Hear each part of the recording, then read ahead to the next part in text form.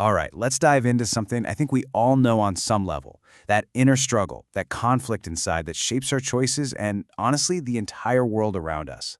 You know that feeling, right? One voice is pushing you to do what you know is good and right, but then there's this other voice, this other pull towards something selfish, maybe a temptation. If you've felt that, I want you to hear this. It is not a personal failure. It's actually a fundamental part of the human experience, and we're about to explore exactly why. You see, the Bible talks about this internal tug of war all the time, but it doesn't frame it as some kind of weakness. Instead, it defines it as the basic condition of humanity. It gives a name to this conflict that's happening inside every single one of us. Just listen to how the Apostle Paul describes it. He says he sees a force waging war against the law of my mind and bringing me into captivity to the law of sin.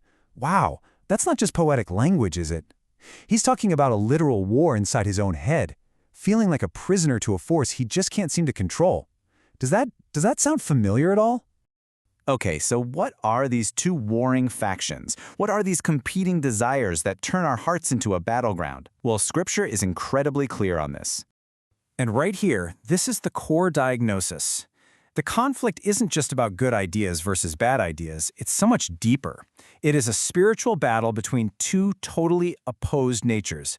The flesh, that's all our selfish inclinations, and the spirit, and they are in direct, constant opposition.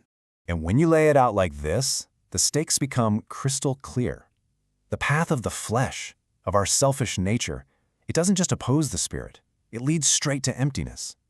But the path of the spirit, that leads to righteousness, to actual life, and to a deep, lasting peace. We're talking two completely different paths, with two wildly different destinations. So, let's just zoom out for a second. This inner war, it's not just a personal problem. It's actually the root cause of the chaos we see all over the world. Ever wonder why we can't achieve lasting peace? Or why perfect justice always seems just out of reach? Well, the answer starts inside each and every one of us. The prophet Jeremiah gives this incredibly stark diagnosis. The root problem isn't our systems or our governments, it's the human heart itself. He calls it deceitful above all things and beyond cure, at least beyond any human cure. That really speaks volumes about our collective situation, doesn't it? And that right there is why all of our best efforts just seem to fall short. We try everything, don't we? Politics, technology, throwing money at problems, creating more laws. We're trying so hard to build a perfect world. But all of these are external solutions for what is, at its very core, an internal, spiritual war. They might be able to manage behavior for a little while, but they can never change the heart. But, and this is a really important but, this is where the narrative completely shifts. The story doesn't end in our struggle. There is a prophesied, divine solution, an answer that goes right to the very source of the problem. This solution is known as the Millennial Kingdom.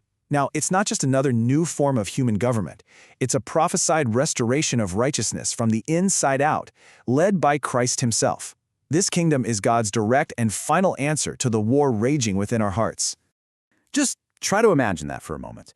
A world where that constant, nagging voice of sin is finally restrained, where the Spirit's guidance isn't some faint whisper you have to strain to hear, but a clear, authoritative voice that leads everyone toward life and peace.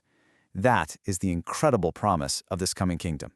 Now, all of this might sound like a distant, far-off event, but this battle is also deeply personal, and it's happening right now, today, and it demands a choice from every single one of us. So, the question is this. Which voice are you listening to? The one from the flesh that leads to emptiness? Or are you tuning into the voice of the Spirit, the one that leads to life? In ways both big and small, every single choice you make today is an answer to this question. And while this struggle is absolutely real, the outcome doesn't have to be defeat. For those who choose to follow the Spirit, Scripture offers a powerful, incredible promise of ultimate victory.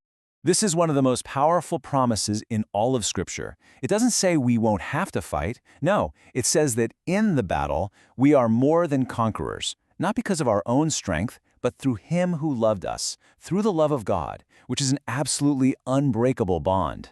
So here's the ultimate takeaway. Yes, the war is real. The pull of the flesh is strong. But it does not have the final say. Victory is possible.